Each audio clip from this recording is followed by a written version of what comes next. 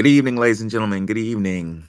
Today we have a brief topic. We're going to have a little quick space today. We're asking the question: has the left become hostile? I've been seeing a lot of hostility coming out the left. People leaving the country. I mean, I'm not making this up. I'm dead serious. Whole couples leaving the country because the Harris administration didn't win. Leaving to Canada. Um, Tying into that, I saw Uncle Luke say some real greasy things about black men today.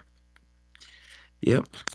He said that since we didn't help, I'm paraphrasing him, since we didn't help elect Kamala Harris, he not gonna help when the police beat the shit out of us.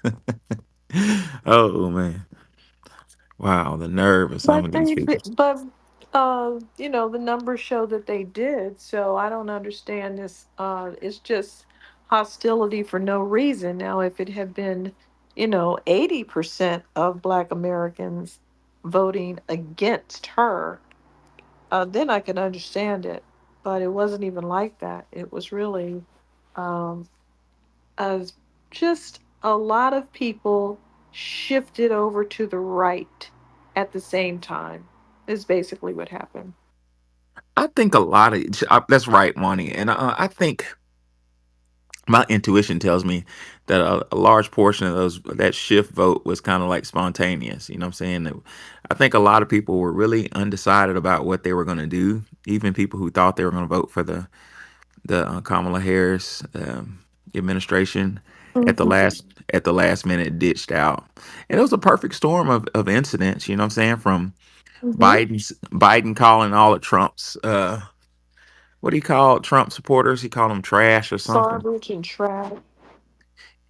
I Yeah. mean, what we did, what we're doing is we, on the grassroots level, we're letting people know about her, and that has made other people's votes change because white people are literally listen to us, and they don't know that she's lying about her background, but they saw all of our posts, and then they started posting that she was lying about it. So people that were on the fence got flipped over. So our power is in us speaking more than it has shown up in our vote this time. But these shifts away from the Democrats, they may take, a few cycles, but they're definitely happening. They are Oh definitely yeah. happening. Yeah, the power, and you're right about one thing, Wani. You're right about everything, but one thing in particular is that we seem to lead trends, not just in politics. It can be in dance. We lead trends in everything. And you're right. We kind of started the trend of, wait a minute, you ain't us. Stop saying you're us because you're not us. And you know what? It does seem as though that the white people didn't know.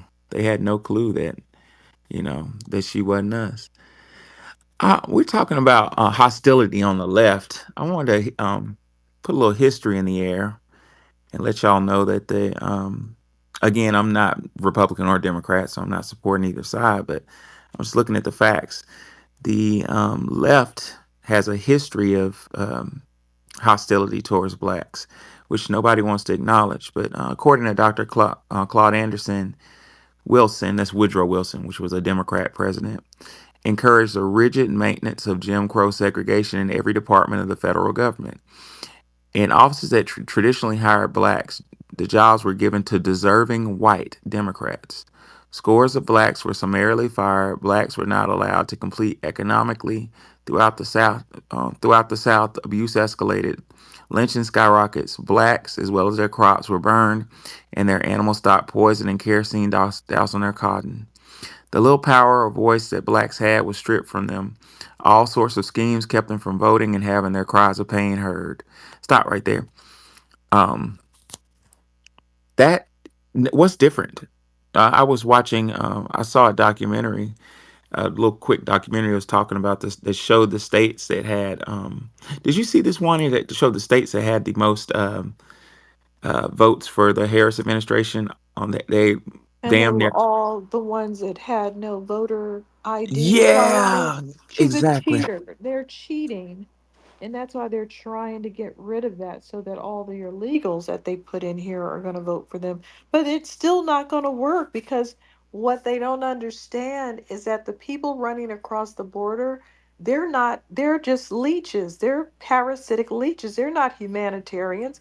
They're not going to say, oh, I'm going to vote because I want others to come over. They don't want any others to come over. Right. There goes that smarter than God ism of the Democratic Party with their professors and their that arrogance is just that. If it's one thing that turns me off, is that arrogance, that academic know it all, and then they don't even know anything. That's common sense. Like if you're going to invite somebody over here that's fleeing from oppression and looking for a fresh start, that group of people is not going to be loyal to you. They're going to look for the best opportunities. You know what I'm saying? And obviously they're going to try to align themselves with the dominant society, which is what the last group of immigrants did. These people. Yep. The What I was trying to bring out earlier is the Woodrow Wilson administration, the first real powerful Democratic administration. Now, before him, you had Dixiecrat presidents like Andrew Johnson. Now, the Party did morph into the Democrat Party, but from its inception, the Democratic Party, under the leadership of Woodrow Wilson, had a history of being hostile towards blacks. Woodrow Wilson supported um, the movie Birth of a Nation. I urge everybody to watch it. It's free on YouTube or skim through it. It's real long and there are no words, so it can get painful at times. But um, from my view, historically, the Democratic Party has always been in line with promoting debauchery on the foundational Black American neighborhood, starting with Woodrow Wilson. I mean, foundational. I mean, Birth of a Nation had the whole mantra of of our sisters being promiscuous and you know, overly sexual, and it had the mantra of our men being thugs and violent. And at the towards the end of the movie, the black character in Birth of a Nation, who was played by a white guy, mind you, because I think it was illegal for black men to be lead characters, even if they were playing back black men. Make that make sense? But was allegedly trying to rape a white female who took her own life instead of being defiled by this evil black man, right? So if you really put on your thinking caps and look at the lens of what this party has morphed to 100 years later, over 100 years later, since Woodrow Wilson administration, you're seeing the same thing. What's the difference between Birth of a Nation and Sexy Red? It's the same thing. You know what I'm saying? In short, what I'm saying is the Democratic Party has a history of portraying black people in the light of debaucherous, stank, you know what I'm saying, thugged out low lives. You know, that's not new, but I digress. No, they have a whole propaganda machine that they've been pumping out. The only part that's hurting is that people believe that.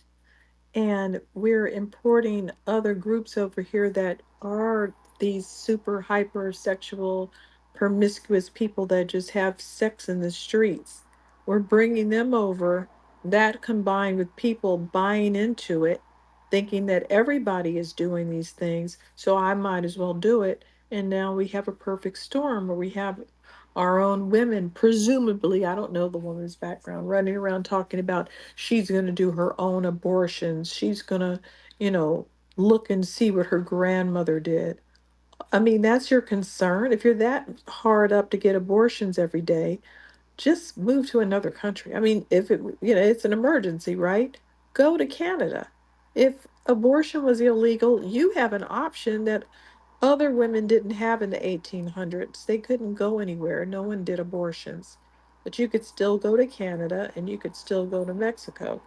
So I would rather vote for something that's going to improve the country rather than vote for abortions and men and women swimming pools and all the rest of it. Those puberty blockers and just it's just a long, long list of disgusting things that they stand for. I'm talking through a mute here. What I will say, and I agree with you, Wani. But what it appears though is Donald Trump is, even though he hasn't even assumed the Oval Office yet, he's swinging hard because he's coming out against all of that. It's going to be some a large amount of rollbacks in those particular areas. So that's something I think to look forward to. You know. Um, so, ladies and gentlemen, I put in the jumbotron the Luke interview. If y'all want to watch it yourselves, where this damn fool basically wishes police abuse on FBA black men. How is he getting away with saying this stuff? I don't know. I mean, he should lose whatever following he has because all of those dingbats in the room did vote for Kamala. Yeah, and she's the first black woman, and in fact, they're behind the scenes concocting a way to make her the first female president. Did you hear that? Well, say that again. I missed that. Went over my They're head. concocting a scam to make her the first black woman president. What's what does this scam entail? This is the first I heard of that. It entails Biden resigning and making her the president. Oh, wow. So she would have effectively blown her way to the top, as I said that she did. She literally blew her way to the top and never got elected for anything. She has not been elected for squat. She squatted down, though. What type of a legacy is that? What type of legacy is that? What type of message is that sending to our daughters? Wow, Cheat, cheat, cheat, cheat. Blow your way to the top is the message. Team thought. Team thought is what it is. You say it better than I can. I was just talking to one of my friends. I'm not gonna mention her name. She's a celebrity, but she's a well-known celebrity. Before I got on X with y'all, but this celebrity friend of mine was hardcore behind Kamala Harris, hardcore, 100%. And anyway, when we just talked, she was like, basically said she lost support for Kamala when she watched Kamala talk. She was like, wait a minute, why is she laughing? I thought it was funny. She was watching the interview and she said, hold on, wait a minute, why is she laughing? What's funny? And this friend of mine was saying that the laughing was so inappropriate that it made her conscientious. She was like, damn, do I do that? uh, Damn. yeah, you know what I'm saying? It's almost like when you're around somebody that's like got really bad body odor and it's so bad that you start thinking, oh God, is that me? Damn. Somebody real musty and you like, man, hold on, I put on deodorant, didn't I? It's just that strong. That's just how awkward and out of place her laugh was to my colleague. Now, what was this a recent interview? All of her interviews are horrible. The energy is of that of stark fear, and like she's just waiting to be, a gotcha moment. And no one's, they're just asking regular questions, and everything's a gotcha moment when you're a colossal failure. And any question that they ask about you is going to be an insult. Yeah, that's a good way of looking at it. It does. It's awkwardness, but I never thought of it from the standpoint of fear. Like, please don't ask that. Please don't ask this. Please don't. Like a defensiveness. Yes, and then she has that nervous laugh, which we think is like a hyena in heat. And I mean, the whole thing is a hot mess. Yeah, buddy. Talking about Kamala 2028, they would not put that. Ooh, no, no, no. She would never be run. Well, they can run her, but she'll never be nominated and shoved down our throats again. I mean, they shoved her down our throats with a funnel. Yeah, yeah, yeah, She yeah. did everything under the sun. I listed 15 ways that they cheated and they got caught cheating and they still lost. Wow. What's this talk I'm hearing about over $1 billion donated to the campaign and allegedly some people are claiming that the campaign is $20 million in debt. How is that possible? Oh, it's possible. Just ask Nancy Pelosi how she got $400 million just sitting around looking like a shriveled crow. Wow, this whole ordeal is embarrassing. It's very embarrassing. I've got people that I work with in China asking me, "What do you think about the election? Who do you think's going to win?" I was like, "Why do you care?" They were desperately wanting Trump to win. I was like, "Why?" I thought China didn't like Trump. Yeah, what's interesting is when Trump won the nomination, stock prices went up. Of course, they don't want that dingbat in office. She's trying to destroy the country. I mean, the border is open, people are being murdered, young girls in college are being serial killed, and it's some random Venezuelan guy whose brother was working at the college. I mean, why would we want this person? And again, if that was one of us going through that, we would at least make a stink. But white people don't say anything. That was a very sympathetic victim that was murdered, brutally murdered by an illegal. They could have latched onto that and had a huge movement. But instead, they just sit there. The only thing that makes them riot is if that Canucks team loses. Hmm. What's up with that hockey team? Oh, I don't know. I don't keep up with hockey. Educate me. Well, they've rioted multiple times as a result of Canucks um hockey activities. And sometimes they even riot when they win. Well, like turn cars over, burn things up, but those that Canucks riot was very, very bad. And I can't see how that's motivating, but uh a young woman going to college getting murdered by an immigrant is not motivating. No, it's not motivating at all. Well, we're in a position right now, ladies and gentlemen, in this country. Well, the world is in great transition. Um, we're in a position where I don't even know where to begin with this. The Biden administration made some very gigantic, in my view, errors. One error that was made was when Russia invaded Ukraine. Side note: our brother Tariq Nasheed said that um, Kamala went to to speak for peace in Ukraine, and the moment she left, all-out war broke out. Yeah, that's the way it felt. But come on, hold on one second. I got a doggy that needed some assistance. Um, so anyway, back to the business. The Biden administration, when Russia invaded Ukraine, the Biden administration was like, stop doing that. And Putin was like, mind your business. So Biden had the bright idea of sanctioning Russia. And let me tell you what's going to go down in history as one of the biggest mistakes of all time. Biden canceled the value of billions of dollars in the Russian account. So Russia had billions of US dollars. And the Biden administration, under Biden's leadership, I suppose under his leadership, is what I'm told, under his leadership, canceled that money. So they went in the banks, they null and voided. Y'all remember when the Biden administration was freezing assets and taking Putin's yacht and all? Y'all remember that? Well, here goes the thing, ladies and gentlemen. The world was watching that. China was watching it. Um, India was watching it. Um, Russia was a part of it. Brazil was watching it. South Africa was watching it. Saudi Arabia was watching it. And they got together. What's the old saying? Find an enemy of my enemy, and I found a friend.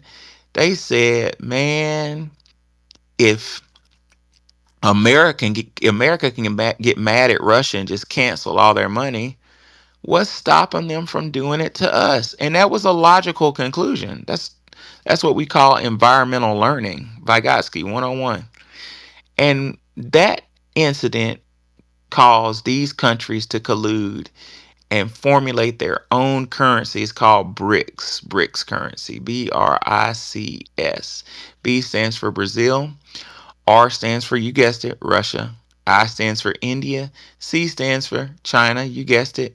And S stands for South Africa, although Saudi Arabia is part of BRICS now. So double whammy. There are other countries that are part of BRICS that weren't mentioned. Now here goes the real fucked up part, ladies and gentlemen. This one concerns me. In 1970, Richard Nixon took the dollar off the gold standard. So when our parents and were little, um, every dollar bill used to be backed by gold. I remember my great grandmama telling me she could used to be able to go take a $5 bill to the bank and get it cashed in into silver or gold. That was a law back then. Well, for reasons of corruption that I'll talk about in another space or another book, um, Nixon took the dollar off the gold standard. In brief, we had a Vietnam. Well, in brief, we had a Vietnam War, and France, one of our allies, sat back and watched Rolling Thunder, the United States Air Force campaign, and watched all the money we were spending bombing North Vietnam and Laos, spending billions, like billions of dollars a week bombing them, and said, that's bullshit. They called cap. They said, I know that America doesn't have that much gold. So France, which you won't find in the papers, was not very advertised, is France pulled up to the United States with warships to the East Coast and demanded their gold out of Fort Knox. We were holding on to some of France's gold, and they were like, "Fuck this, we don't trust you. Give us our gold back." So in order to stop a run on Fort Knox by all the countries, Nixon quickly took the dollar off the gold standards. That meant the dollar was basically worthless. Some would argue that the dollar was represented by oil. So why am I bringing this up? I'm bringing this up because the BRICS currency is going to be backed by gold. So when BRICS becomes live, some economists are very terrified that countries are going to want to trade with BRICS money instead of the dollar. And the moment that happens, we've had it. The dollar bill will be every country that deals with the dollar bill will send it back. They won't want it, and our we'll deal with hyperinflation like Weimar Germany, and we're going to plunge into civil war, into fascism. We're so close to that, and that we would not be in this place right here if the Biden administration didn't make that one mistake of canceling Russia's money. This is why we need insightful leadership, people. Wow. Yeah, it's deep as fuck, ain't it? We've been in a position of losing the country before, but when my grandmother was a child, we had leaders with a half an ounce of sense, like Franklin Delano Roosevelt. Y'all know what Roosevelt went. Roosevelt was elite, and he was friends with all the oligarchs, all the Rockefellers and the Carnegies and the like. But Roosevelt went around his, we were been through a war. Our money was kind of fucked up. Roosevelt went around his rich friends and said, "Shit, let me give you the quote." He said, "Quote: Hand over some of your money, or you will lose all of your money in a revolution." Y'all heard that? He told the rich people. That would be like me if pretend I was an elite for a moment. I'm not, but pretend I was. That would be like me going to Elon Musk and Bill Gates and all of the, Mark Zuckerbergs of the world and saying, having a meeting. And while we're sipping on our champagne, I'll say, "Hey, look, guys, either y'all gonna have to give up some of that bank back to America to keep this motherfucker afloat, or the people gonna starve for a couple more weeks and they're just gonna have a revolution and have be off with your heads." That's what Roosevelt told the elites, and that is why we had the New Deal. Um, Roosevelt said the New Deal saved capitalism, and he was right. But we're in a position now where less than 1% of America controls 80% of the wealth in America. That don't make an ounce of fucking sense. We're starving. You know what I'm saying? I'm in the $100,000 bracket. Some of my friends are, and I'm broke. What the fuck am I broke for? You know what I'm saying? Like things are out of sync. But we don't have a Roosevelt. We don't have a FDR.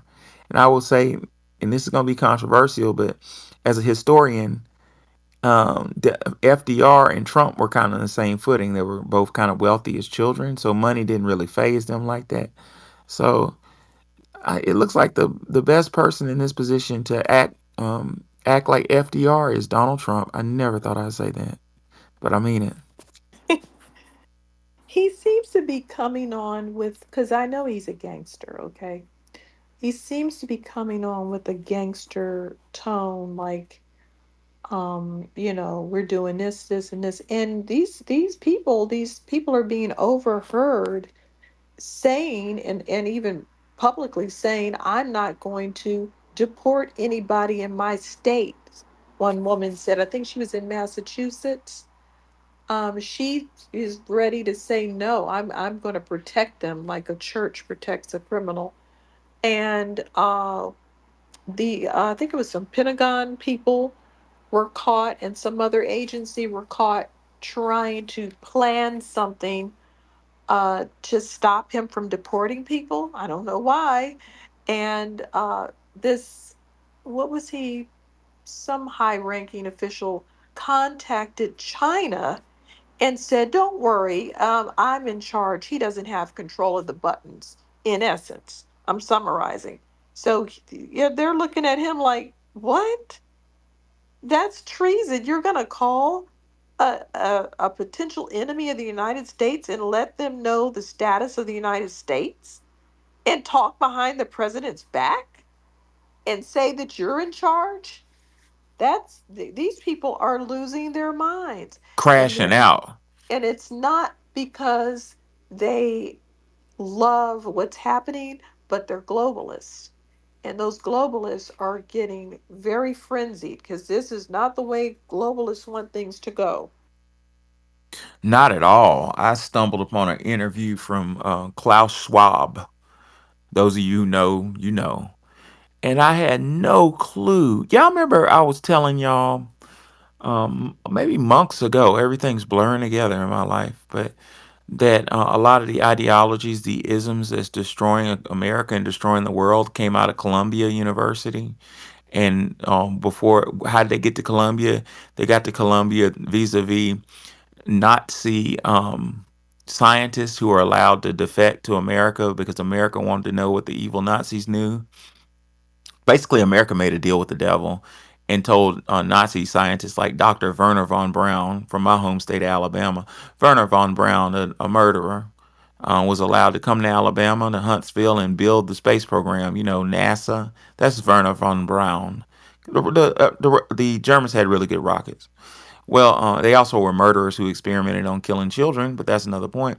But some of their psychology professors and murderers were allowed to go to Columbia, where they dominated the school. But my point is, I found out that Klaus Schwab learned he was taught by Henry Kissinger. I never knew that. That is like connecting the dots like a motherfucker. I didn't know. So Klaus Schwab is associated. And I got to be careful saying his name. I won't say it anymore. But that gentleman is associated with a large chunk of the global agenda, and Henry Kissinger is a very um, villainesque character from American history. Kissinger recently died. He was like 99 or something. He didn't want to die. I don't know if he was afraid of where he might be going after he died. But word on the street is Kissinger was responsible, heavily responsible for dropping nuclear weapons on children in Hmm. Japan. Yeah, because It's nobody funny won't. you were, Go it's ahead. funny that you were saying that about these ideologies formulating in Colombia when a lot of the people, the so-called Nazis, we see the little hats coming up with all these ideologies that are dangerous as well. So they seem to be following in the footsteps, or maybe they are the footsteps. I'm not sure. Hmm. I'm gonna be careful how I address that on my page, but I will say you're cooking on something. That same lineage. Let's look at Marxism. Marxism, um, which I'm hearing over and over again from scholars that I respect, saying that the Democratic Party has been infiltrated with Marxism. I've been saying that for months now. Marxism comes from Karl Marx. Now look at Karl Marx's family history.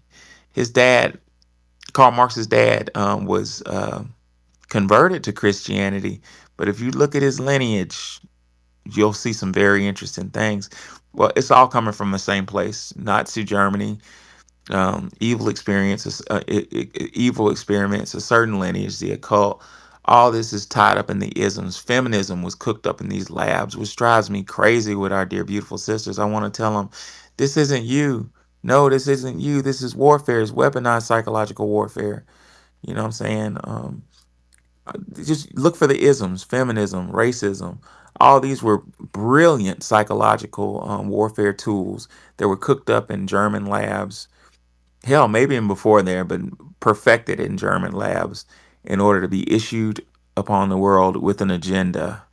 And mysteriously, this agenda, the people who are involved in this agenda all know each other. I don't think that's a coincidence.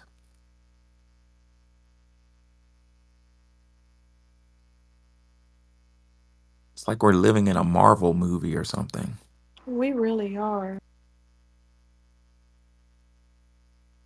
And see, someone said that we should have a room talking about Democrats being abusive, and we ended up having a room about it. But I said that they're not going to come in the room. They never come in the room and talk about it. They just hide. When they get caught, they hide out. So I'm not sure how they're going to hear the message other than skulking around and being in the um, audience. Yeah, they're recording videos on all over X, like crying and screaming and hollering, and I I've understand. never seen it this bad. I don't even know what to think about it. Like I don't know what opinion to form. Like, why are you doing this? I mean, what I'm trying to say, I understand losing can hurt sometimes, but like it shouldn't be that personal. Go ahead, Midwest. Hey, listening to your spaces, I just found out. I just heard the terms nationalist and globalist, and I still don't. I'm still confused. So, can you all explain the differences Yes, and what sir. they are, please? Thanks. Okay, so nationalism. So Donald Trump has nationalist tendencies. Nationalism means you strongly support your country's agenda. So USA first, America first is a nationalist agenda. Globalist is a different ball wax. Globalist is what is called supra, Supra. Supra is Latin, it means above. It's supranational. So globalist agenda means they're a group of people, a cabal, I like that word, cabal of different interests who run the fucking world. So there's a hidden hand. You ever heard of New World Order? Nova Order Seclorum? It gets all conspiracy esque, man, but it's real. A new world on the globalist agenda says that there are a small group or cabal of people who actually run the world. I don't think they run the world. I think they've always wanted to. Now, this is where shit gets interesting. And y'all gotta forgive me because I gotta be careful what I say. I don't quite want to disappear yet. Um, so I'm gonna kind of paraphrase this a bit. Like Anne Heche did, Yeah, and man. everybody just let that slide. We all watched it too. Then wasn't she warning us and stuff, saying they're coming for me, and then She she was died. going to write a huge book exposing this stuff that's coming out anyway, and Ellen DeGeneres. And then they had her covered up like she was deceased, and then she raised up, and then you could see the paramedics put the sheet back over her and push her back down. Wow, I missed that. Send that video to me. I knew that she got in a car wreck that was odd. So they took her out the car like with the sheet They over her. killed her. We could see it from the overhead helicopter. No She shit. rose up. She sat up like, I'm not laying down. And they pushed her back down and covered her face up. How do you cover someone's face up when they're raising up? That's not Wow. how you secure a person. You don't suffocate them. That's terrible. I didn't know that. Well, back to the gentleman's question. From my studies, I've realized that there's been a cabal of people who have always been interested in controlling the whole entire world. Now, for the last 10,000 years, that's not really been possible because of the delay in communications. If you think about 300 years ago, for me to communicate with Spain, I would have to send somebody on a boat. to go across the Atlantic with a wax seal and a letter and a briefcase or whatever. So they would have to get there, let's just say 4 weeks, 4 weeks from now. Give the king or whoever the letter and write me a letter. That's another 4 or 5 weeks. That's 9 weeks before a message. That's not efficient, and that's too much time. Um, Sun Tzu says war is mobility. He's right. So mobility, just the ability to like move quickly is war. Is good warfare. So what I'm trying to say is there's been speculation that there's been a cabal, a group of people who wanted to control the whole world. However, the communication apparatus was not in place to instantaneously talk to, give orders, and or monitor people until recently. So now, for the last 20 years, we've had the apparatus to talk, cellular phones, face dialing, cameras, a network of security all over the fucking world. But what's now being perfected, the last little icing on the cake before you can truly initiate a world governance is the technology to identify people. Um, guess what we've had for the last several years? Facial recognition software.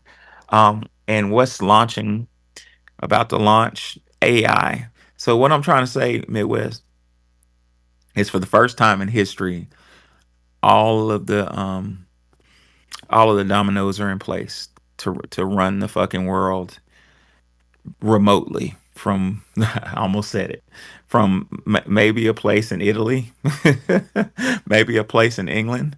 um you know so globalist means people run the world. The president turns into a puppet. The president of the United States turns into a puppet of corporate interest that just says yes sir. When you say jump, you say how high. And the interest does not necessarily have to be in the United States. Matter of fact, in my opinion, I don't think it would be. Now, here goes the conflict we're in right now. The conflict is we have a globalist agenda, a worldwide globalist agenda that's organizing. Now, you can call me a conspiracy theorist, but I could almost damn near prove it. Um, there were, in my opinion, I think the nationalists, I mean, not the nationalists, the globalists wanted to install a certain president that was going to jump. When they say jump, he or she was going to say how high, right? But Donald Trump is not a globalist. He's a nationalist. He believes in America first. So we see a great conflict happening. Ladies and gentlemen, it's my opinion. I think that's why we've seen. I can't prove this. If you may just let me put on the tinfoil kufi for a moment, put it on. I think that's where the attempts on Donald Trump's life came from, the globalist apparatus, because he stands in the way. They almost got their hands on the mantle of world power, but he's kind of like standing in the way. Number one, money don't impress him. How long has he had money? His name is money. Number two, he's very strong-willed. Um, Joe Rogan the other day said that during the election, Donald Trump stayed up 72 hours. How in the fuck is he doing that? He's like 80 years old. I can't stay up. I'm half his I age. Less. feel like I'm gonna die, even like staying up 24 hours. I can really feel it. Right, right. So I'm saying that to say he's kind of like the anti-globalist. So we're going into a very interesting time. Hopefully, I clarified that for you, Yes. Midwest. This is a very interesting time. Go ahead, Midwest. No, that was it. I do think you're right. I'm very concerned about an attempt on Trump's life being successful. Like the aftermath of that with everyone, I'm really scared about that. But no, I get what you're saying. I just was confused. I never heard of.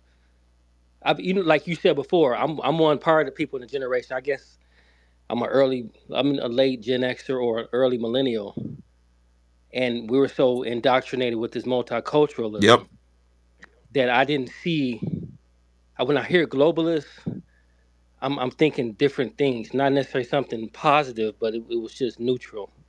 And then nationalist was bad, but I've always been a nationalist anyway. So that's it. That's all. Thanks. Well, nationalism has been painted as bad because we fought nationalist governments. Like, ru- mm, let me think of how I'm gonna say this. It all ties into like that whole one world government. What I'm trying to say, Midwest, is this war, this battle between a globalist one world government is very old. Um, you can look if you take out your dollar bill and flip it over, you'll see Novo Order Seclorum. That means New Order of the World, New World Order, and above it it says Annuit Coeptis. Annuit Coeptis translates to our job is a job well done, or our job is successful.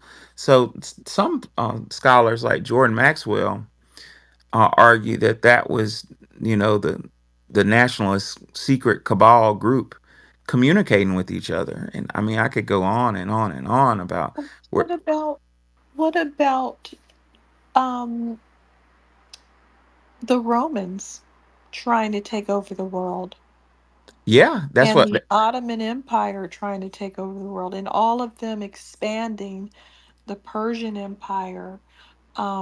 And then I remember a long time ago, or I was reading something and they were like, they had this complaint. And they said that Japan was a closed country and they wouldn't do this. It's like, what's it to you? Why do you need to be in everybody's face? What is that energy where you just think you can go over to someone else's land and just take it by force? Or you can criticize a country that you can't even invade, because people have tried to invade Japan and they must have some sort of magic going on over there because the two times that Genghis Khan and his successors tried to invade, they experienced losses of tens of thousands of men due to a tsunami Wow. twice. That makes no sense. They just got right there, ready to pounce, and a tsunami knocked them out. And they tried it again, and the same identical thing happened. So I thought they were doing some magic tricks on Maybe so. Japan. But you're cooking on some, Wani. Now, Wani brought up Rome. Do y'all do you not know that America is a continuation of Rome? Where's the best thing to hide stuff? Is in your place, them. and Yes. right in front of your face. I pledge allegiance to the flag, United States of America, and to the what for which it stands? Republic, ladies and gentlemen. Rome was a republic. America is a continuation. I could go on and on. Capitol Hill, where Washington D.C. is. Rome was on Capitol Hill. Like it's just a continuation. It Duh. is. It is. So And it's the expanding part of them trying to win. If they can't win your land, they're going to try to win your mind. So they're trying to actually do both, or either control these governments behind the scenes because they know we're looking at them and we're saying, why are you bothering them? So they can't just outright bum rush people like they did when they were colonialists. So what they have to do is control it behind the scenes and expand it and just mix everybody up real quick. Just throw all of Africa in New York and throw all of Africa in Southern Europe. And let's see how it all works out. I don't really know what they're doing, but they have effectively destroyed every country on earth by doing it. yes, yes, and Wani was really cooking on. When you look back through history, why the fuck do you care about what these people are doing? For some reason, they need everybody to be on board. They want a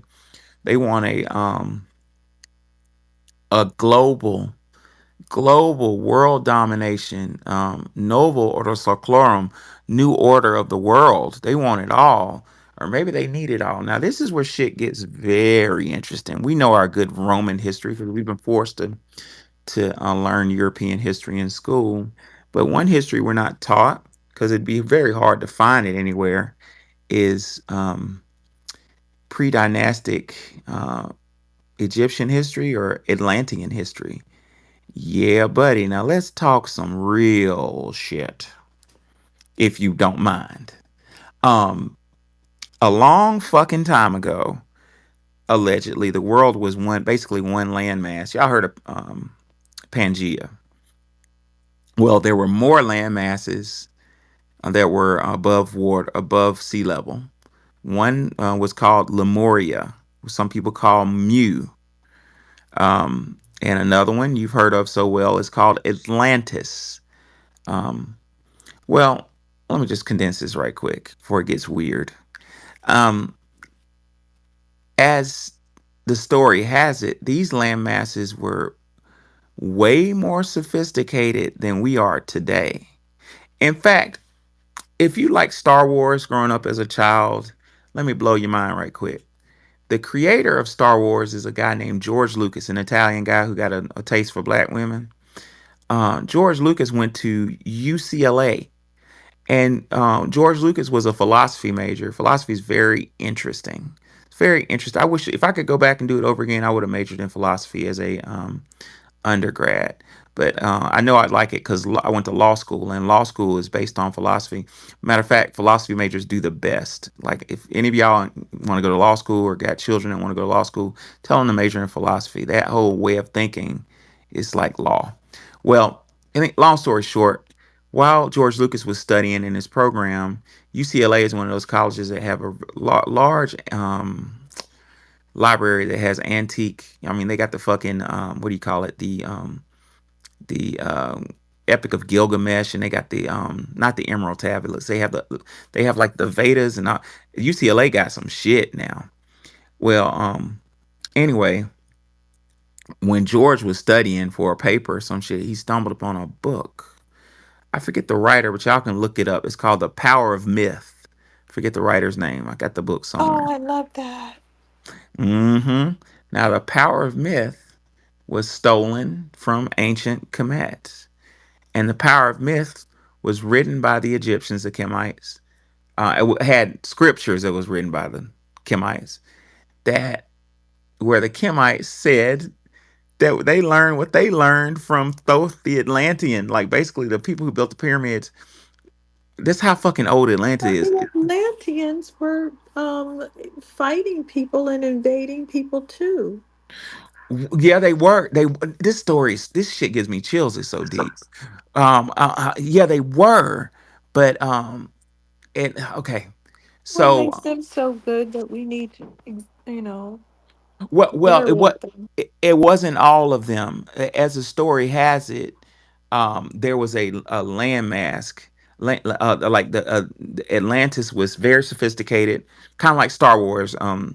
Ships floating, cities floating in midair, anti gravity. The energy system was some crystal that powered the shit, just advanced shit. Lemuria was advanced as well, but Atlantis was more kind of military. They had good weapons, and Lemuria kind of was like, we don't want to fight. They're kind of pacifists. Well, as the story has it, the Atlanteans were visited by an outside group named the Sons of Belial. And whatever the sons of Belial told the Atlanteans, they got corrupted. And the Atlanteans started that new world order. Ain't that a bitch? The Atlanteans start taking over the world. And the Lemurians said, hey, you do what you do, but stay away from Lemuria. And for some reason, the Atlanteans was like, nope, we got to take this over too. And a war broke out. So, as myth has it, the weapons of the Atlanteans and the Lemurians battling back at each other fucked the world up, blew her off her axis, and caused whole landmass to go up underwater. It wasn't a goddamn comet. That Young Adrice event allegedly wasn't a comet. Because we check this out, scientists know it wasn't one comet. They say it was more than one comet. Well, what if it was more than one advanced, sophisticated weapon that we don't understand? Well, the reason why I brought that up is if the story is true, that Novo Order Seclorum came through Atlantis, ladies and gentlemen, and ultimately the target, the point of origin of the New World Order comes from the sons of Belial. Now, some of you know I'm a scholar of ancient history, and I've had access to rare books. And in rare books, I mean, shit's not in print, shit that will crumble in your hand, it mentions Baal. Baal. Baal. Eh, These cultures, the Babylonians were worshiping Baal, and I'm wondering phonetically, is that the sons of Belial? Is that the same thing? Yeah, it probably is, because when I was reading something else by the Egyptians, and I didn't know this, they said that the Apis bull was just popped into existence and started creating human beings. And so that's very confusing that they believe that a bull has invented everybody. And that doesn't make any sense. And all of those cultures that I named before, basically every culture on earth, has worshipped bulls, bull worship, sacrifice. Either they're worshiping them or making them sacred cows, or either they're slaughtering them or fighting them or running with the bulls. Or what is that? It doesn't make any sense for all of these cultures to be doing the same thing. It doesn't. It doesn't. And for those of you wondering where the evidence of this, um, like I said, the Germans, and I don't want to tell y'all everything that's in my new book. I don't want to do that. I'll give it up just yet. But let's just say the Germans had a event happen where they stumbled upon a lot of ancient Egyptian artifacts.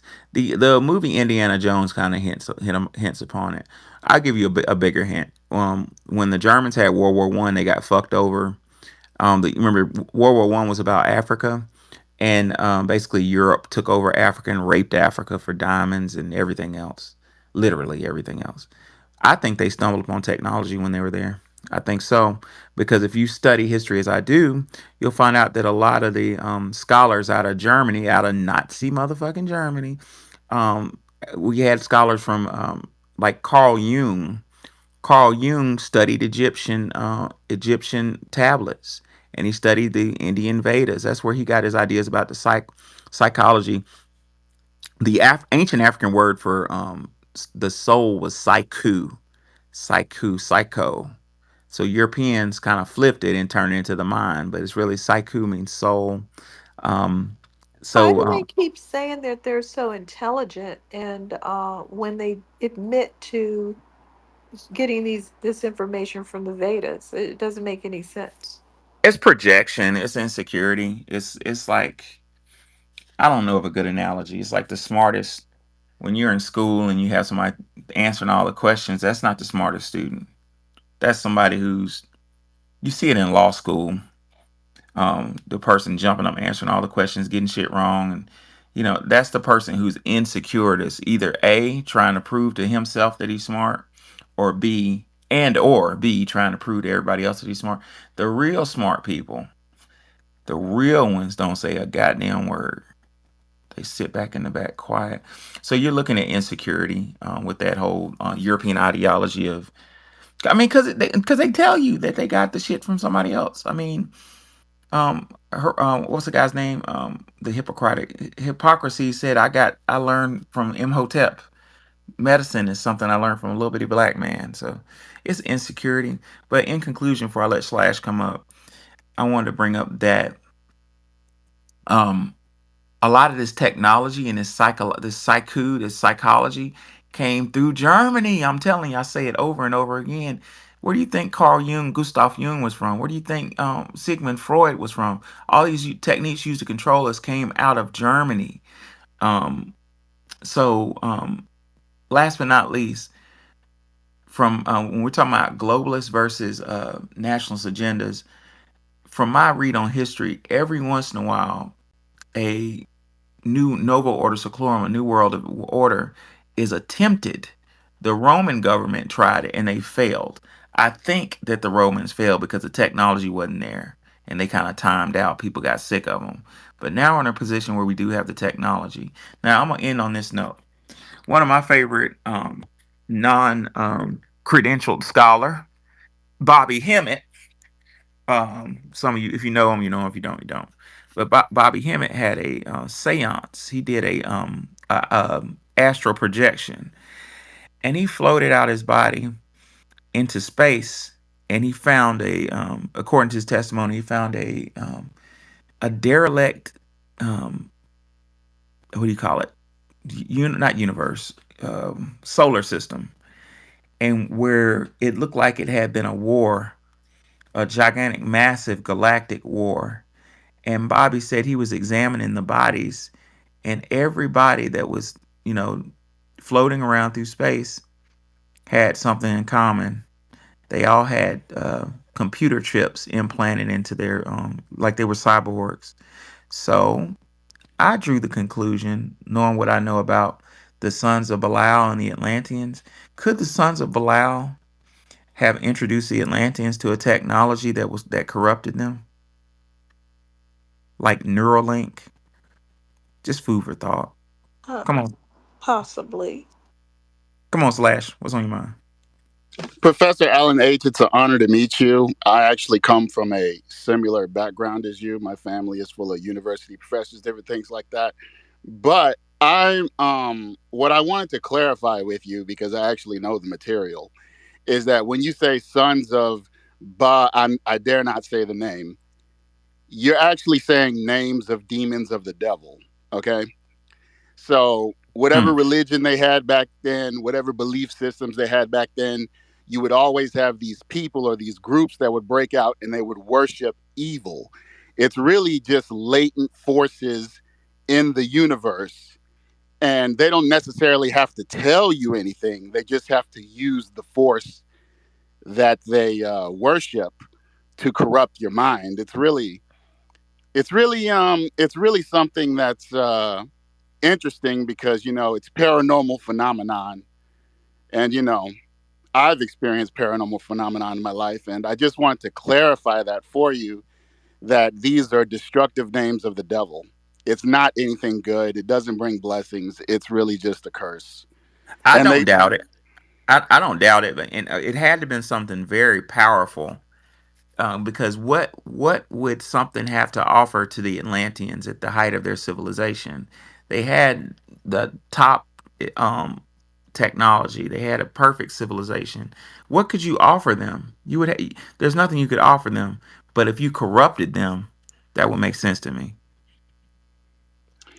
Yeah, you don't have to offer them anything. You can more like you can entice them. The dark side always entices people with false promises of power, wealth, and different things like that. And my advice is never believe dark side practitioners or witches or things like that, because they always promise people. But what you have to understand, okay, this is the key, is that dark side practitioners get into pacts and deals with these dark spirits, and a requirement to get out of that pact is that you have to convince someone to take your place in the pact. So really, they're prisoner to these things that they worship. What I like that Slash said, ladies and gentlemen, earlier we're talking about George Lucas, and he created Star Wars, right? You heard what just happened a minute ago. The gentleman said the dark side. So everything about Star Wars is just stolen history about Atlantean history. It's well hidden, but you can sift through it. So those of you who are wondering where I got this from, um, Sigmund Freud knew all about this. Carl Gustav Jung knew all about this Atlantean history. Who wrote about it was Solon, Plato's great uncle.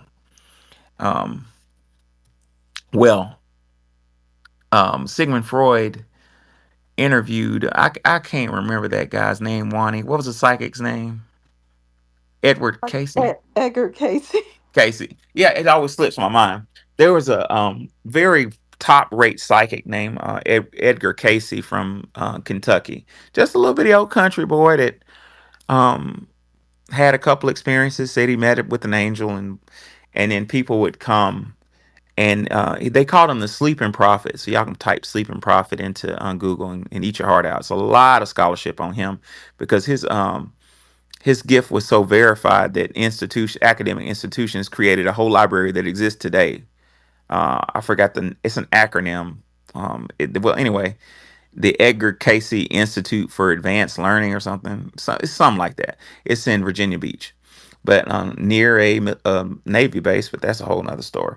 But anyway, Edgar Casey would go into a trance. He would go to sleep on a couch in a trance-like state, and people would ask him questions. Mostly people who had terminal diseases. They say, "Hey, look, um, I'm crippled, lost, I'm paralyzed. What do I need to do?" And in that trance-like state, he would answer magical questions on what herb to eat, and these people would get healed. This got verified. A couple years later, the story of Edgar Casey found its way to Germany, and Sigmund Freud found out about him, and Sigmund Freud paid for a session with him. Showed up, put him on the couch, put him in a trance, and out the blue, you know what Sigmund Freud asked him? Sigmund Freud asked him, "What happened to Atlantis?" Isn't that a specific question? How the hell did you know to ask him that? But he did. And all this is written down. Edgar Casey told him in great detail about Atlantis. He said that he described the technology, like I said earlier. He said that the ships and the power plants were driven by a crystal, some type of crystal software, hardware rather. He said that they had levitating cities, levitating ships, intergalactic abilities, um, perfect food. Well, anyway, he said what I said earlier. He said that civilization was in perfect harmony for tens of thousands of years until the sons of the gentleman said I shouldn't say it. I don't want to summon a demon. The sons of you know who showed up um, and corrupted the And so Atlanteans. we were right about the name being about a bull or bow, which is bull. That's what is that? Does that mean bull? No, I was asking Slash. I mean, it really depends on like for instance, I once, a friend of mine went to go investigate a haunting, and they had several sets of psychics come out, and what they did was one set of psychics saw um they saw orishas, the other set of psychics they saw Egyptian deities, the other set of psychics saw Greek spirits and different things like that. So it really depends on the perception of the person sometimes when these paranormal things take form. And so you never really are certain. You have to actually verify it with multiple people sometimes. No, I was Be- just talking about the name of oh, I the don't know the sons translation of the of. name. It sounds similar to, those guys. No, I don't know the translation of the And name, they but all sound like bull. in Satanism they use goats and different things, all these horned animals. And one thing you have to understand is, like I said, A, don't believe it. B, don't fall for the flashy wealth and things like that. Because essentially, it's like, how should I put it?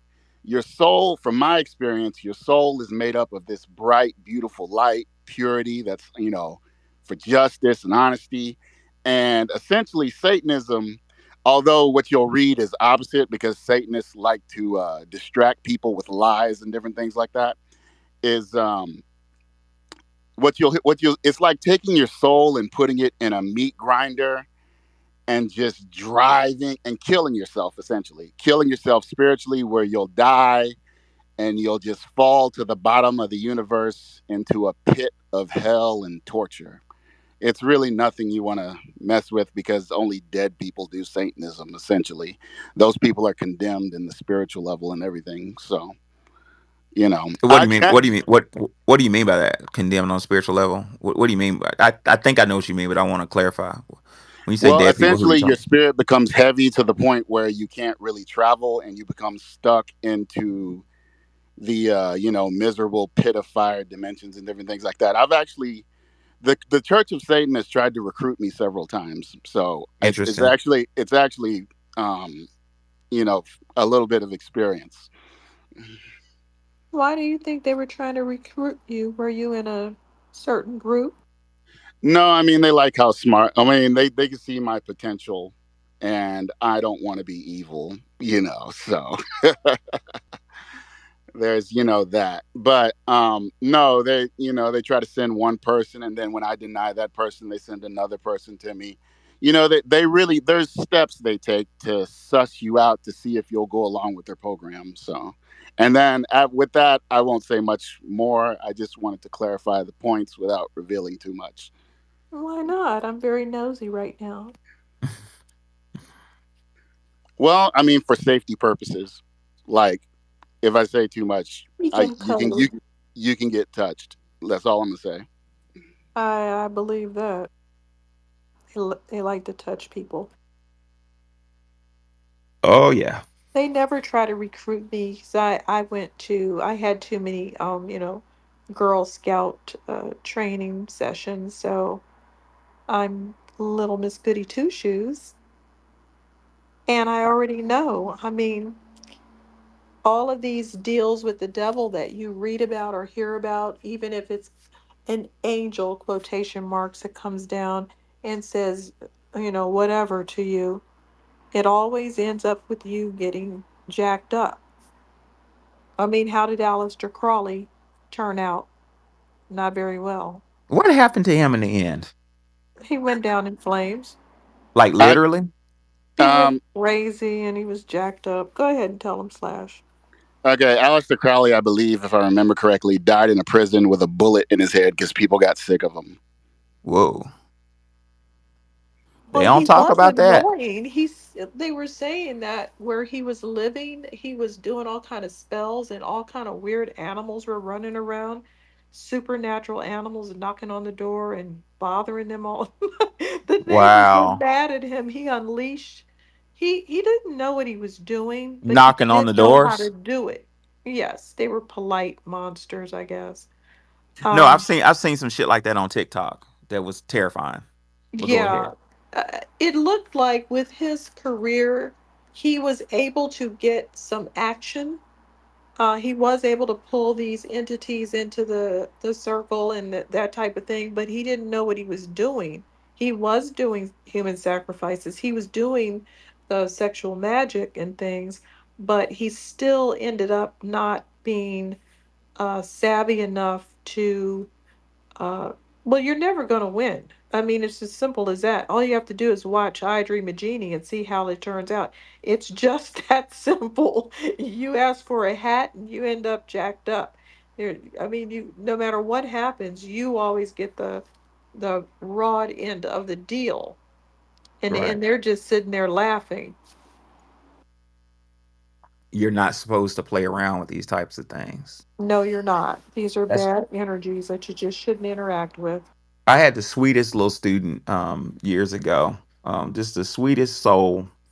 And she her life was just bad. I mean, she was brilliant too, but her life was just bad luck. I think she came down with leukemia or something, but she told me that everything went her life was wonderful. Everything went took a turn when she got invited to one of those things Slash was talking about. She got invited to a little like a meeting for the church of you know who. Mhm.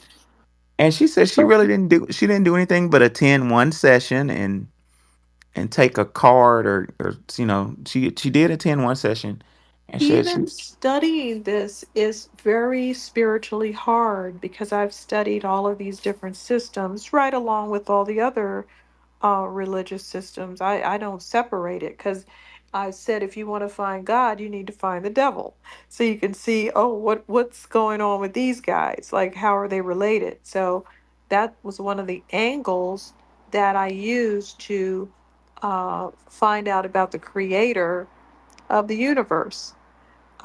But bottom line is that when I was studying these different types of systems, you could feel that pressure. You could feel something negative happening. I had to abandon what I was doing because it's a very heavy energy and it's very threatening energy. wow. That's what my student said. She said when she went home after that first session, she would start seeing shadows like chase her around and stuff. And Exactly. things would start breaking, like some would fly across the room and break. And she said since then she's had like Oh my God. she said since then she had bad luck. Like just like shit was fucked up since then.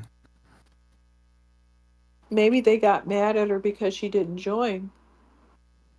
Maybe she did something else she didn't tell me.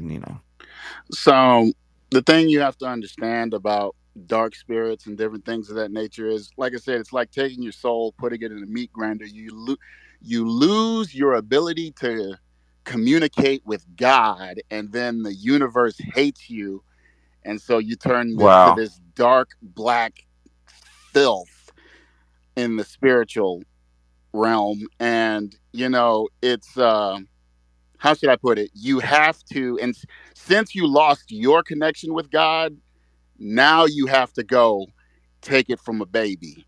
You got to go human sacrifice someone else, because you got to steal their connection to God to take their energy to manifest the things you want in life. And so that's where the human sacrifice and the baby sacrificing comes from. It comes from not having the energy and being rejected by the universe and being rejected by God. So you got to go steal it. And that's about all I'll say. It was an honor speaking with you all. That was excellent. I got one more question, which is a slash. So, what process?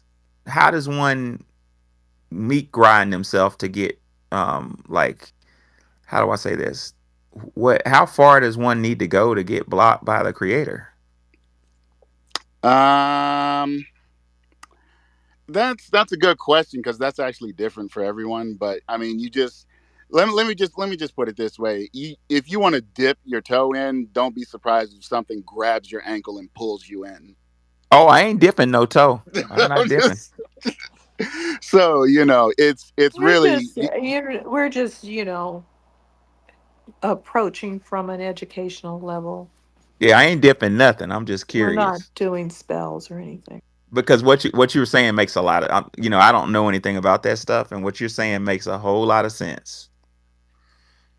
Yeah, I just wanted to clarify with you all, because these forces that they mess with, it's like I believe one of the myths of King Solomon is that he buried all the demons he controlled into a box, and that box became like he buried that box in the bottom of a river. But then word spread across the land. He was prominent in that if you listen to the demons, they'll give you what you want, but Uh-oh. they give it to you at a price, though. And so tons of people started diving to the bottom of the river to retrieve this box filled with these demons.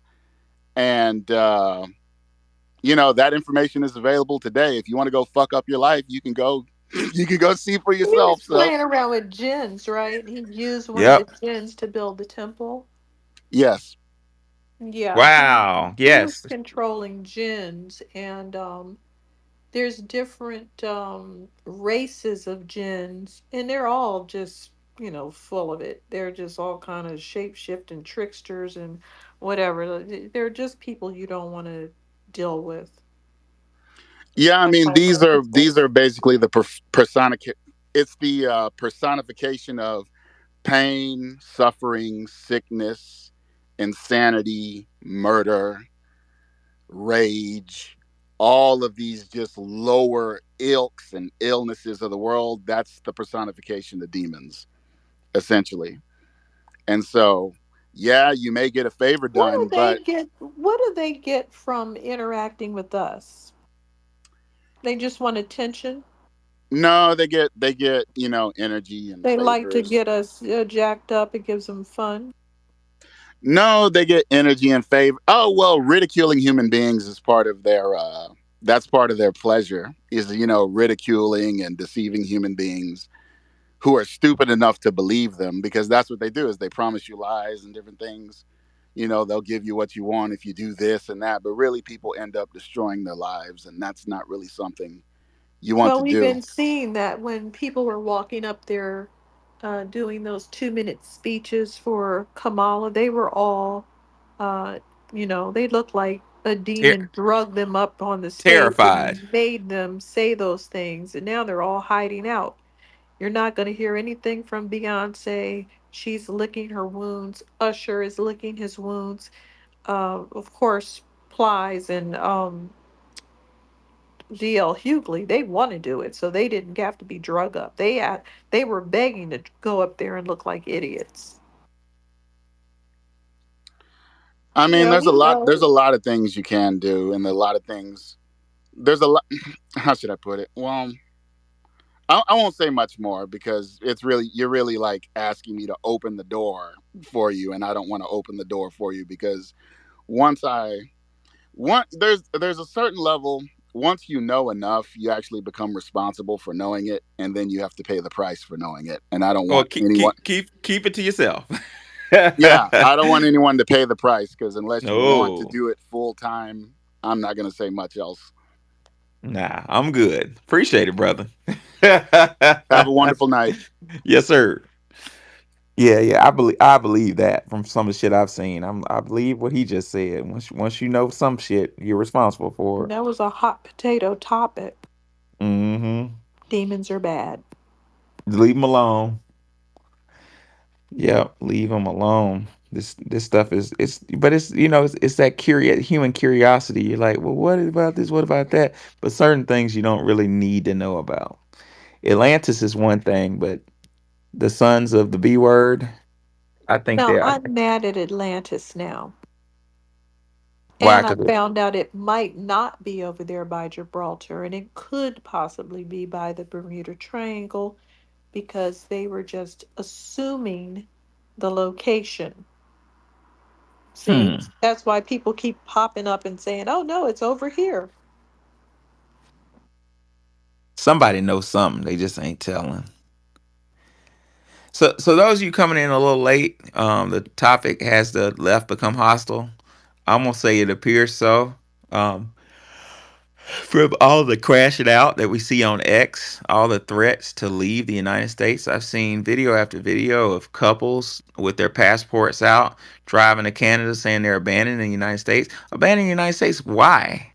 Um, and secondly, did Uncle Luke wish abuse on FBA man? If you go to the Jumbotron and tap on the video, I have a whole video where Luke just threatened, is threatening the wrong word. He basically said that he wished, since we didn't vote left, he wished that police beat our ass. I'm not cool with that. Um, I just wanted y'all to know it. I wanted to spread that around because Uncle Luke has made his bread and butter off the FBA community. I mean, I think it's so ironic that he says the police he wishes the police beat our ass when he made music in my childhood when I was in elementary school that subjected to foundational Black Americans to danger. Was saying earlier that that year is a year I kind of discovered music, and I remember right before Luke songs dropped, Black foundational Black American music was all about love. It may have been sexual to a certain extent, but wasn't about violence. You know what I'm saying? So Luke is one of the pioneers to introduce debauchery into our community. It's a lot of guilt on his hands. So he's the last fucking person should say that he wishes to see police brutality upon us. Shame on him. MC Wallace, talk to us. How's it going? Thanks for the space. Yeah, I just jumped in the room. I was thinking about one of the fundamental problems I think the left has is they see themselves as being part of a group, and the more that you see yourself as being part of a group rather than as an individual, you kind of lose your identity and you lose the ability to think. You don't want to go against the group because if you go against the group, you'll be thrown out of the group. So you no longer think. And then another part of that is you start to know things that you should think, and you start to identify with what you think that you know. So when people attack your thoughts, they're you take it personally. And so this is like what that means is like they can't have like discussions. They can't have I don't know if you've ever been in spaces or in Twitter spaces where you'll be in a lefty room, and as soon as they find out that you're not a lefty, they'll kick you out because Oh, you're really? They you're usually come into our rooms, get roasted into yeah. oblivion, and then they recover, lick their wounds, and then come back later So I didn't Well, know that that's they're turning out to be a very aggressive group. I'm kind of shocked at the aggression well. What and about the rooms threats where of they're violence. if it's rooms where it's like mostly lefty people? I mean, my experience has been that they'll kick you off pretty quick because they really don't want their ideas to be threatened. But no, I'm agreeing with you guys. They're What you know are they're their very defensive ideas with their though? thoughts. What's What that? are their what are their ideas though? I don't understand what their belief system is, because when I was in the room after the loss, they were complaining about not having enough abortion. So what is it that they were trying to get? Right. Abortions are Well, not a yeah, legitimate that's that's pretty wild, isn't it? That they were really going hard on abortion. So so they no longer are thinking. That's the problem. They're no longer thinking. They think they know things, but the only things that they know are things that are kind of like put in their brain, and they don't know why they're thinking them anymore. And I'll just give one more example, then I'll drop the mic here or land the plane. But their language that they use is kind of a lie too. Like when they say it's my body, my choice. See, when you make a statement like that, my body, my choice, they're not speaking for themselves as individuals. Because if I ask you, are you pro life or pro death? If you see yourself as an individual, you will tell me what you think. No, I'll kill it or I'll keep it. But they think that they're speaking on behalf of the group. And of course, if you're speaking on behalf of other people, then you would not be able to make a decision for other people. So you'll say that it's a choice. And see, the problem with the left is with like when it comes to abortion, is if you saw yourself as an individual, then you would understand that this is a choice that you should make. Am I going to keep it or am I going to kill it? Like there's only two choices, and then you're prepared for when you get your girlfriend or wife pregnant. You already know what you're going to do, and we don't want to be murderers. So that's why once you start seeing yourself as an individual, you're going to see that you don't want to be a murderer. So they're way too wrapped up in group identity, and it basically just drives them crazy because they can no longer think. And as humans, we need to think, but they're not allowed to think. Yeah, it's like the group think, the hive mentality. That's a very interesting perspective. MC Do Wallace. you have a lot of Democrat friends that you've had arguments with? Yes, and I used to be on the left for sure. Like I recently switched maybe like 3 years ago. Yeah, I was I'm a new What made you Christian as of like switch? 3 years ago, and that was part of it. What? Oh, because you're Christian. Okay. Well, a new Christian, yeah. He was an atheist Really? before. Yeah. How did you go from an atheist to a Christian? You're not doing it right. What? What do you mean? No, that's a good You're thing. supposed to be a Christian first and then get mad and become an atheist.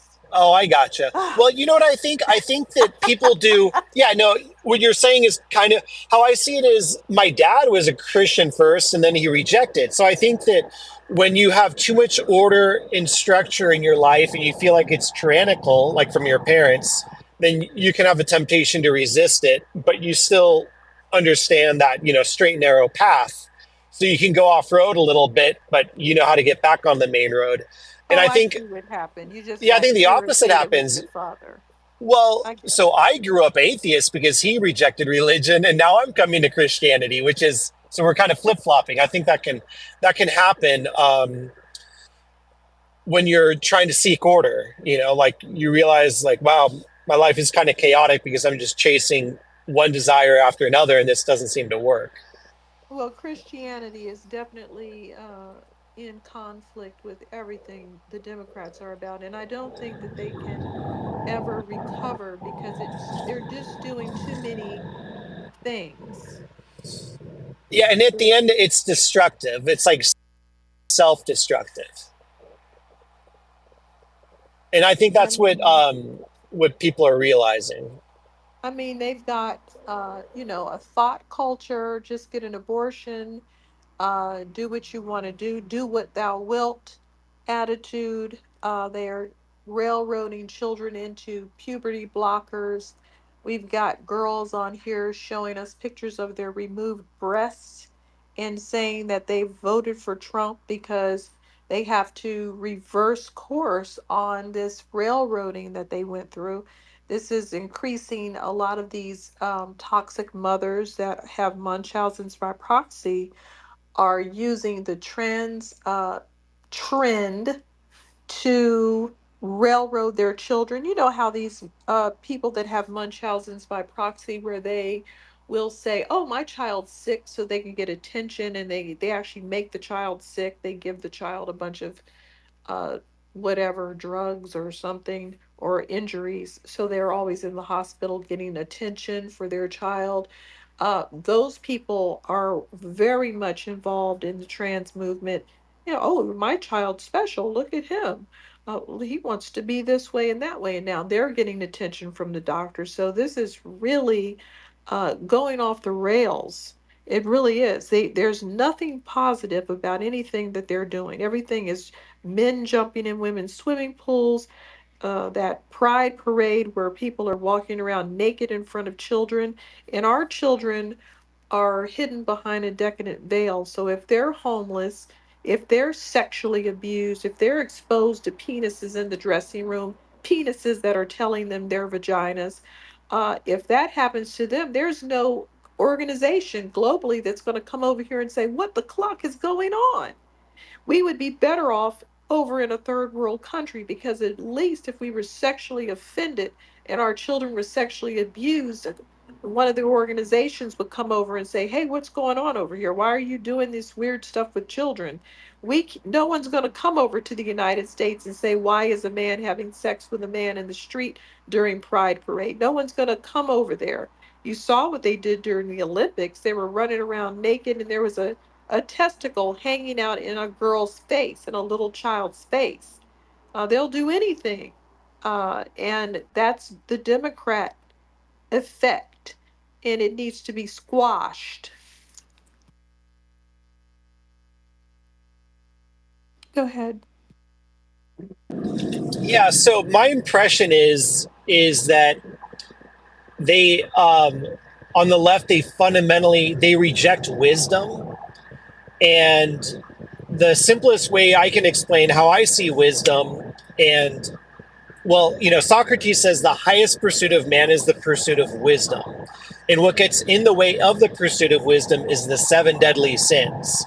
People on the left, for some reason, they hate the word sin, but the seven deadly sins, it's lust, envy, wrath, sloth, gluttony, and like one or two others. I forget them now.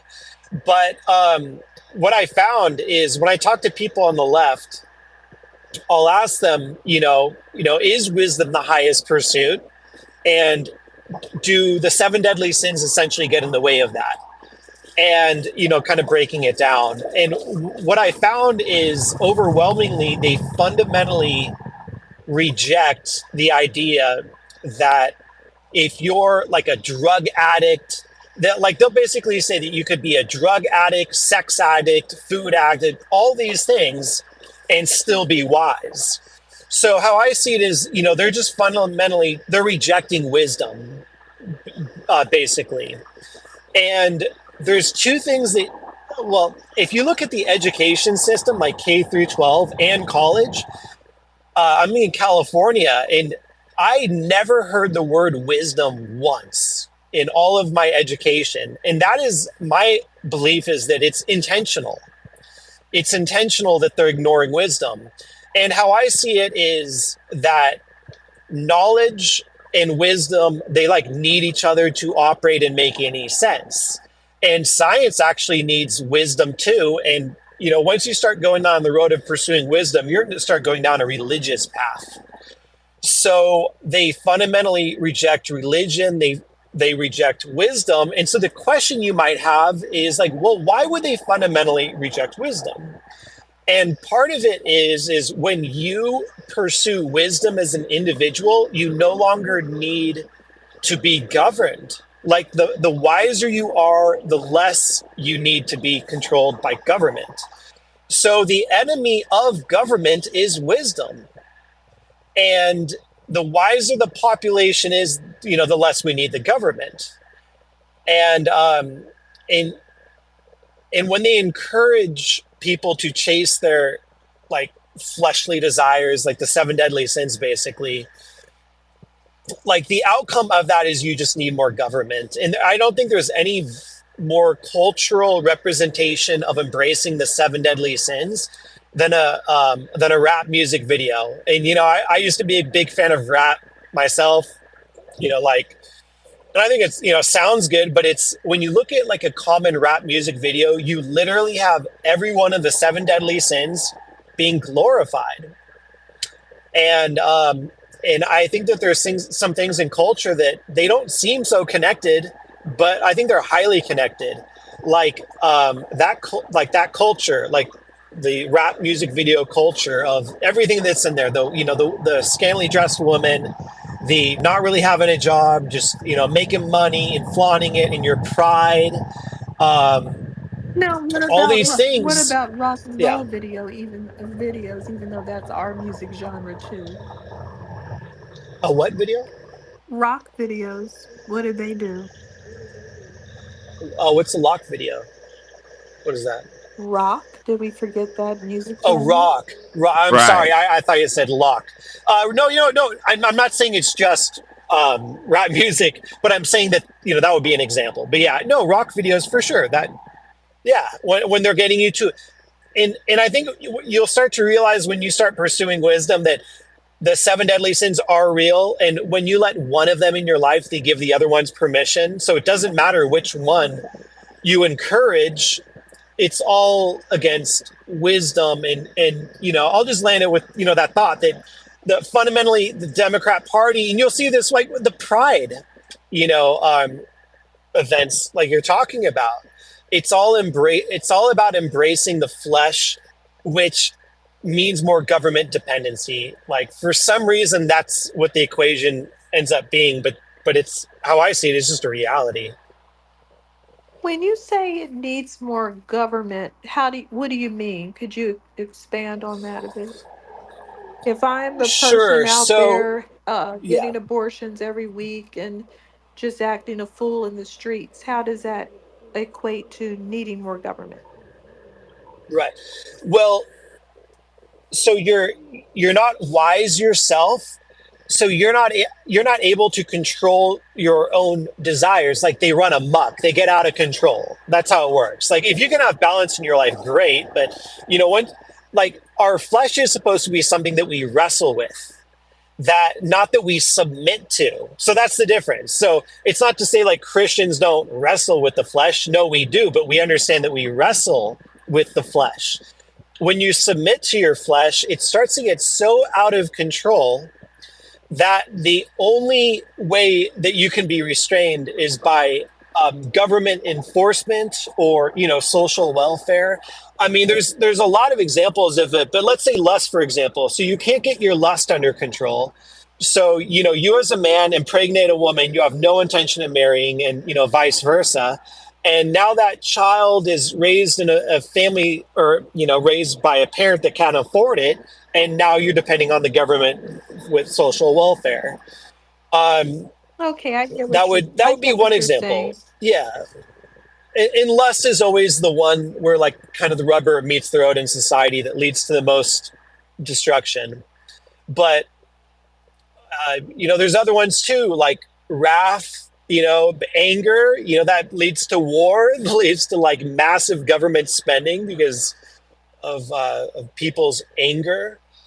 Um, yeah, but fundamentally, when you pursue wisdom, that you see, here's maybe one main point, is that you actually see that you have a duty when you pursue wisdom of self-sacrifice for others. Um, and then when you self-sacrifice for others voluntarily, being the key word, then that means that you don't need so many social welfare programs. So I'll give you an example of that. So there's when they force you through taxes to feed the homeless. So instead of self-sacrificing and doing, a good deed and feeding the homeless voluntarily, the government forces you to feed the homeless through taxes, and then you think you've done your part. So when you see that man on the side of the road that says, feed me, I'm hungry, you're kind of like, bullshit, you can go get food stamps. But now you've turned that service into a job.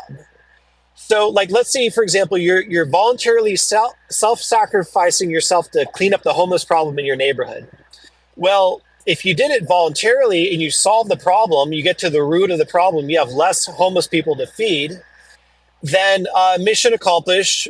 You're doing that on the weekend, on your free time, you move on with your life. But when you don't do it on your own voluntarily, the government steps in. Now it's a department where someone, that's their job, that's how they pay their bills, and they have zero interest in actually resolving the problem because then they no longer have a job. And now they see it as actually something that they depend on themselves, the government worker feeding the homeless. And the larger the problem, the bigger their department, the more opportunities to be in a management position, let's say. Um, so again, the government grows, and it all has to do with the rejection. I'm about like core fundamental philosophies. It all comes down to you rejecting pursuing wisdom and understanding that basically the simplest formula is the seven deadly sins get in the way of the pursuit of wisdom. And what do you do when you wake up in the morning is you pursue the opposite of the seven deadly sins, essentially. So instead of greed, you're generous. You take the duty and responsibility of serving your community upon yourself. And of course, we're going to need some government, but the more the individuals step up, the less government we need. Very interesting. I was talking through a mute. That goes back to what was said earlier in earlier spaces about communism being Karl Marx's justification for communism, going back to Faust Mephistopheles, the Luciferian quote of "all living things deserve to die" is rooted in destruction. So I like what the gentleman said, believe it or not, about the difference between knowledge and wisdom. From my view, what do I know? But from my view, it looks like the Democratic Party has become obsessed with knowledge, and knowledge and wisdom are not the same thing. No, not at all. It would be like knowledge would be like studying the mating habits of some sea slug on the bottom of the ocean your entire life. And wisdom would be like knowing it doesn't fucking matter and you wasted your entire life. So yeah, they're completely consumed in knowledge. And like this trans shit, that's all knowledge right there. Like there's a million different pronouns. That's knowledge. Wisdom is knowing that we had it just right at two genders, Yeah, it's So just yeah, they're full two. of knowledge. Not sure what they're doing, but there is just two. And we need to get back to that. Yeah. Right. And yeah, I'll go ahead. No, Sorry. I was going to quickly say sin, as Jordan Peterson describes it, sin is missing the mark. Like the creator, for those of you who believe in the creator, created a perfect balance, but you can go past that balance. So Jordan and other scholars say sin means missing the mark. You did something, you just didn't do what was required. But go ahead. Yeah, and I decided that I think the trans movement actually has basically nothing to do with penises and vaginas, even though that's how we're sold. That we should be focused on that in a sense. But what it really has to do with is um, destroying the idea of genders and gender roles, which means destroying the family. So if you no longer have clear defined genders, then it's impossible to have clearly defined societal gender roles. And when you destroy the family, then um, then again, people are gonna depend on the government, because if the family doesn't raise the children, then who else will raise the children? So again, it all has to do with just the government enlarging. And I don't think a lot of people can make these connections. Like, hey, if a guy That wants was to pretend he's a if I can, girl, if I can yeah, interrupt you right quick, that was brilliant yeah, because that goes back to the justification of the Democratic Party being allegedly intercepted by communist doctrine, because that's the purpose of communism is the government, big government, right? That's interesting. Carry on, MC. Yeah. So yeah, and then you know what I was thinking too, about knowledge and wisdom, and this is kind of a controversial thought I've had in my head, which is that um, so you can do the right thing at the wrong time, and it's no longer the right thing anymore. So, for example, imagine if having children was the best thing you ever did in your life, but you did it when you were 12 years old. It may not be the right thing anymore. That might not be something that you would promote. Even though you would promote having children, let's say you wouldn't promote 12-year-olds having children. So what I wonder is I see enemy number one, the epicenter of the problem in society is the education system, and mainly the universities. Because high school education, I think, is universally good for people to be educated, and till they're 18 years old. Like, there's no problem with having a basic education. But when so they've done surveys. The men find women to be most attractive at 22 years old. So it doesn't matter how old the man is, they're going to find the most attractive woman to be 22 years old on average. And so what I would say is that men are going to, in general, shift the way that they try to appeal to women to what women say they want and how they act when they're 22 years old. So if you go back to the 1950s and any time before that, by the time they're 22 years old, women are married with children. So then if you were to give women what they want when you find them most attractive, you would give them a husband, and you would provide and protect them and give them children. But now, women graduate at a higher rate than men. There are more women that are educated than men. So when they're 22, they're just graduating college. They're in debt. They're just starting their careers. They've got to pay off their student loan debt, which they won't even start paying off until they're 30. So what's left for them to want from a man when they're fully engaged in their career is a little weekend entertainment. And that's all they really have time for. They don't have time to invest in healthy relationships leading to marriage and children when they're 22. And a lot of women might decide when they're 30 years old, now I want to pursue a family and children. But if you look at it, what men find most attractive is when they're 22. Men don't, and I'm not saying this is across the board consistent or anything, but it's like shifting how men look at women in society. Men don't care what you want when you're 30. They care what you want when you're most attractive to them. So I think women should be very careful about what they say they want from men when they're 22 and they're most attractive. And I'll make one more point of how we're kind of fucked, which is knowing how to unfuck ourselves. Is in the 1950s, you could raise a family on a single income. 80% of households where they're married with children, they were single income households.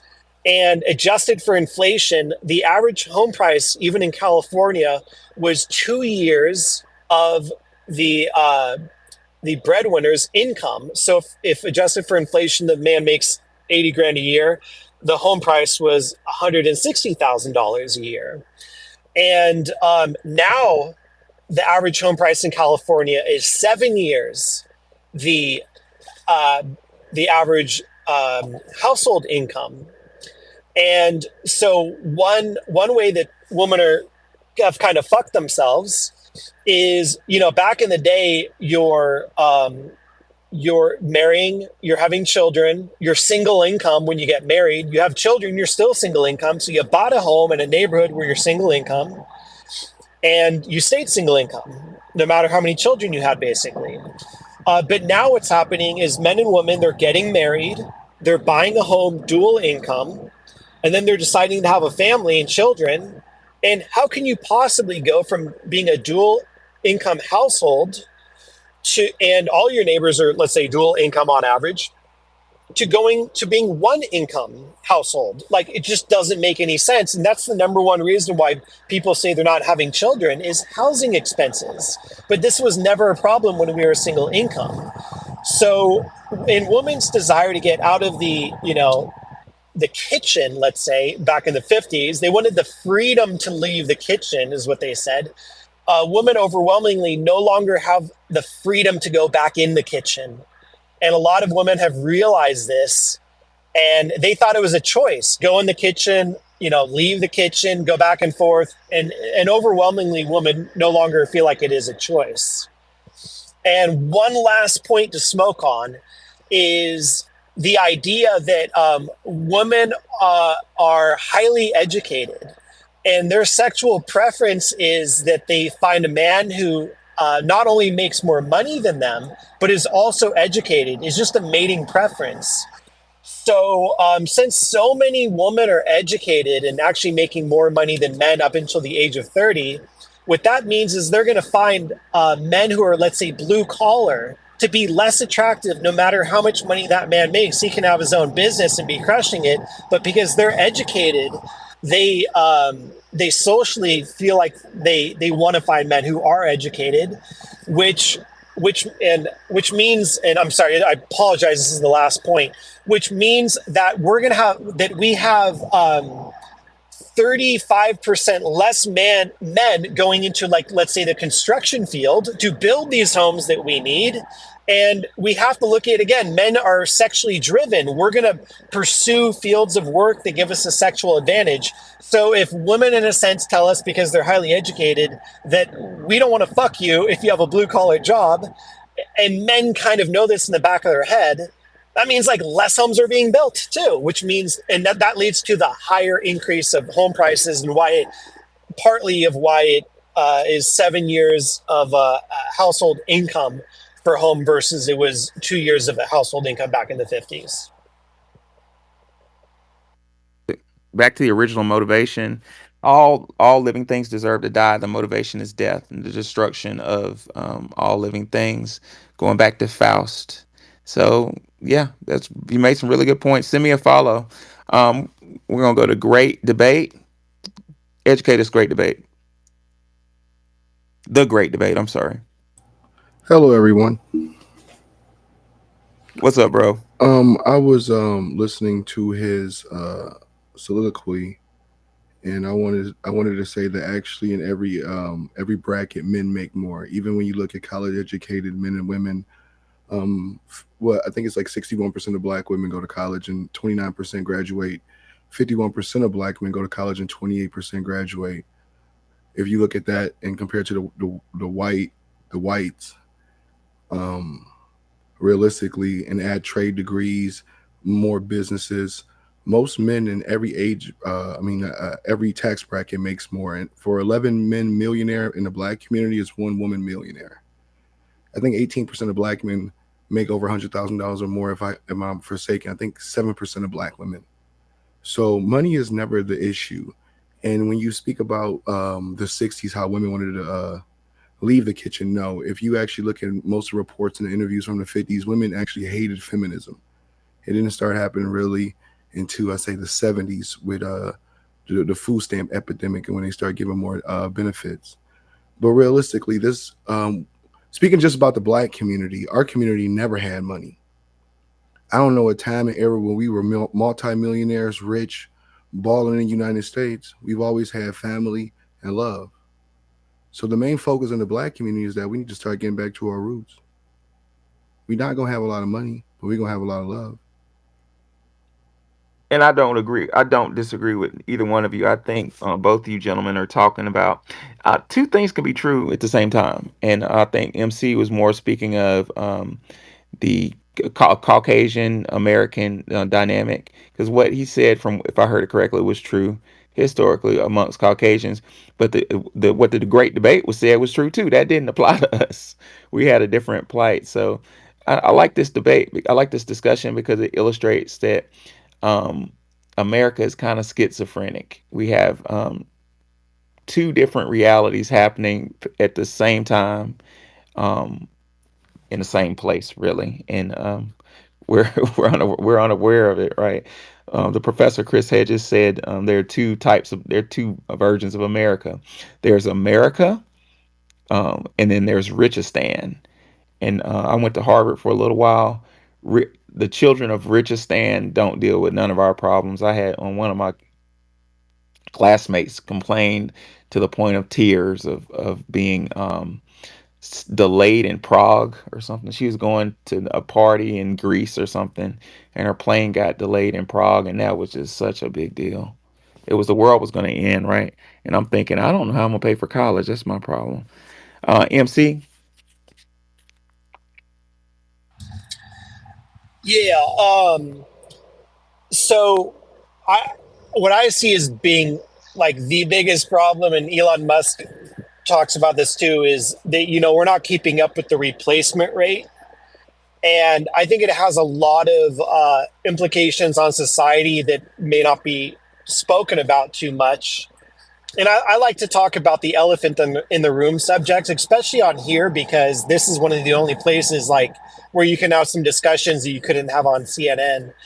So one of the main concerns is that I think that liberals hate capitalism because it turns their daughters into prostitutes.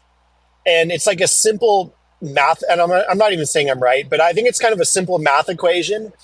They basically say you can have as many sexual partners as you want, no big deal. Like your body, your choice, who cares? And then if you want to get married when you're older, then fine. You can be a hoe when you're younger and married when you're older. That's fine. Well, in capitalism, it's a simple formula for making money that you're going to operate at your highest and best use. So, everything else being equal, if you're 18 years old and you're a woman and you're told, well, you're going to get paid minimum wage because you don't have any experience. So you're going to make $15 an hour. Or it's your body, your choice. And if you want to sell your body for sex, then not a problem either.